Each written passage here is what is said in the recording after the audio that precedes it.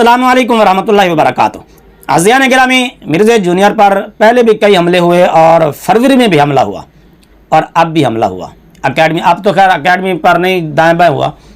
Mirza junior ने अपनी एक वीडियो में कहा कि मेरे सर में तकरीबन को 32-33 ज़ख्म लगे हैं और गर्दन पर भी ज़ख्म आए हैं, गर्दन दबोची गई और शाहरग पर भी हमला करने की कोशिश की गई, बल्कि ज़ख्म भी लगे।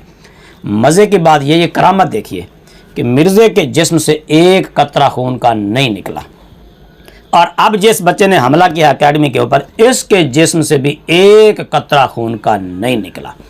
हालांकि ये जो आया था हमला करने के लिए, हमलावर बार मरा पड़ा है, अपने अंजाम को पहुंच गया। हम फिर इसकी मजम्मत करते हैं, मगर हैरानगी की बात यह है, सोचने की बात यह है, इसके कपड़े बिल्कुल सफ़ेद, मगर सफ़ेद कपड़ों के ऊपर इसके मरने के बावजूद, ज़ख्मी होने के बावजूद इसको फायर लगे, गोलियां लगी, हलाक हो गया, मौके पर मर गया, मगर खून का एक कतरा तक नहीं निकला। खून का एक कतरा तो किया, कपड़ों के ऊपर खून का धब्बा तक भी महसूस नहीं हुआ। यार सोचने वाली बात है, इंसान हो और वो मौके पर मर जाए, फौत हो जाए, उसको गोलियां लगें और वो फौत हो जाए, मगर उसके जिस्म से खून ना निकले। सोचने वाली बात है। ये आपने सोच कर बताना है कि या ये कोई ज़मीनी मखलूक थी या कोई आसमानी मखलूक थी।